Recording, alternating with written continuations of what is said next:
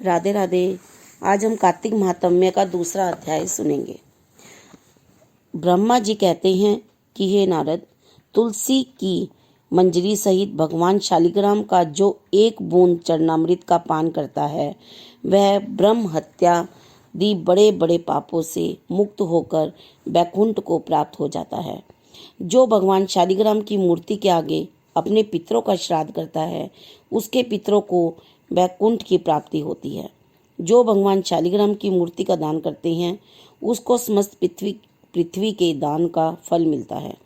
परंतु शालिग्राम की मूर्ति बेचनी नहीं चाहिए। विष्णु का पूजन शंख के जल से और शिव का बिल्व पत्रों से, सूर्य का तुलसी से, गणेश जी का धतूरे के पुष्पों से तथा विष्णु का केतकी के पुष्पों से, शिव का कनेर या कमल को छोड़कर किसी अन्य लाल पुष्प से पूजन नहीं करना चाहिए। जो श्री विष्णु का पूजन कमल के पुष्पों, लक्ष्मी जी का मालती और चंपा के फूलों से करता है वह भगवान की परम पद को प्राप्त हो जाता है। और भगवान की अति प्रिय तुलसी से पूजा करता है उसकी महिमा कोई भी नहीं कह सकता।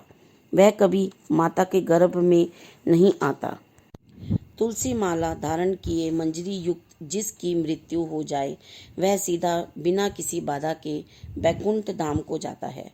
तुलसी की छाया में पितरों का श्राद्ध करने से पितरों की अक्षय तृप्ति होती है। तुलसी का सिंचन गंगा जमुना तथा नर्मदा के स्नान के तुल्य हो जाता है। तुलसी का वृक्ष लगाने, सींचने और स्पर्श करने से मनुष्य के काया, वाचा और मनसा तीनों प्रकार के पाप नाश हो जाते हैं। इस प्रकार कार्तिक का व्रत रखने वाले शांत चित्त से तुलसी का पूजन, दक्षिणा और नमस्कार करके हाथ जोड़कर प्रार्थना करें कि हे हरिप्रिय, देवताओं ने तुमको बनाया, मुनीश्वरों ने तुम्हारा पूजन किया और मैं आपको नमस्कार करता हूँ। इस प्रकार प्रार्थना करें। जो मनुष्य आंवले के पत्ते और फूलों से भगवान का पूजन करता है तथा आंवले के वृक्ष से नीचे बैठकर भगवान का पूजन करता है उसको सोने के फल और पुष्पों जैसा फल प्राप्त होता है। जो मनुष्य द्वासी को तुलसी तथा आंवले के पत्तों को तोड़ता है वह घोर नरक में जाता है। जो मनुष्य कार्तिक मास में आंवले के फल, तुलसी और गोपी चंदन की माला धारण करता है वह जीवन मुक्त हो जाता है। इस प्रकार व्रती पुरुष भोजन करके चंदन, पुष्प, पान और दक्षिणा से ब्राह्मणों को प्रसन्न करें। सारे मास भूमि पर शयन करें, ब्रह्मचर्य का पालन करें, पत्तल में एक समय भोजन करें, मौन व्रत धारण करें। वह शूरवीर और कांतिमान होता है। जो एक समय भोजन करता है वह भी आंवले के नीचे बैठकर उसके 1 वर्ष के पाप नष्ट हो जाते हैं।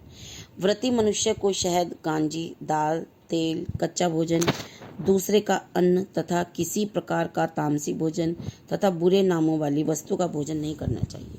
रविवार को आंवला ना खाएं। देव, वेद, गौ और ब्राह्मण की निंदा ना करें। मांस आदि का सेवन ना करें।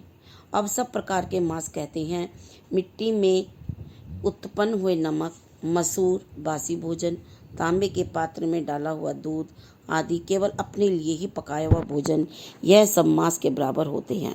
लहसुन, प्याज, पृथ्वी का फूल गोभी आदि, मूली, गाजर, जंगली घिया, बैंगन, पेठा, दोबारा पकाया हुआ भोजन नहीं खाना चाहिए।